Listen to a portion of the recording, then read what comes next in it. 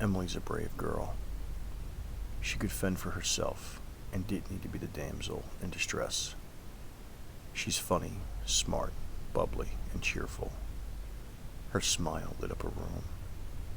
She was beautiful, as if that even mattered. No matter what she looked like, I would love her anyway.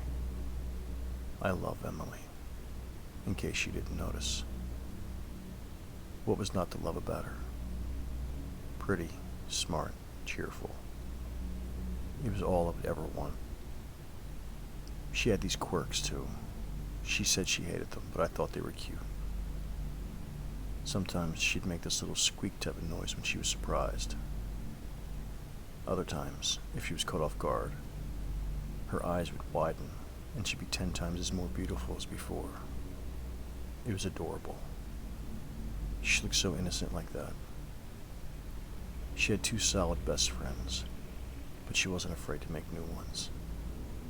She was confident, but modest. She was so nice to anyone she met. Anyway, Emily was pretty brave during the day, but night is when I realized how vulnerable she actually is. Emily loved reading, just like me. And when it got really late, she'd sometimes sneak into the living room and read a book with only the light from her cell phone. Don't ask me why she did it. It was strange. But the only part I cared about was when she went into the hallway. She'd go into the hallway, and it would be pitch black. Sure, the phone would help a little bit, but not really.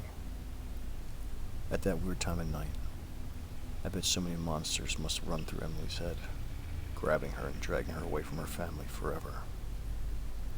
So she runs, all the way down the hall and into her bed. She giggles a little bit when she gets under the bed, probably scolding herself for being so scared. She turns on her iPod and sleeps through the night calmly, probably forgetting ever being scared in the first place. While Emily sleeps peacefully, I stay awake.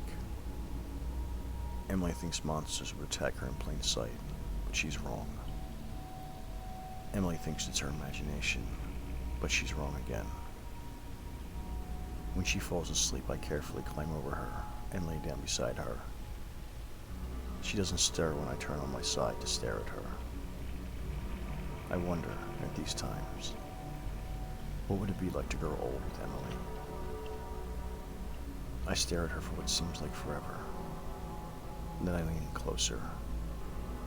So close I can see her whole face in perfect clarity. My God. She really is beautiful. And then I kiss her. She doesn't wake up. She doesn't jump away. All she does is lay limp. I close my eyes, feeling her lips warm mine. For a fleeting moment, I almost feel, well, alive.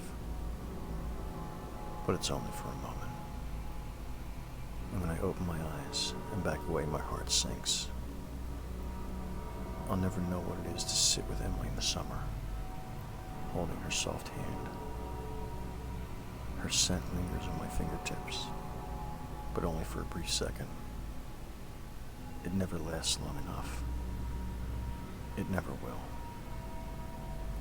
I get out of her bed, readjust her covers, and look down at her. She really is beautiful. I will always love Emily, even when she jumps away from my shadow, even when she pretends not to see me day in and day out, even when she lies about dreaming of me, even when she opens her eyes to see me, and even when she screams.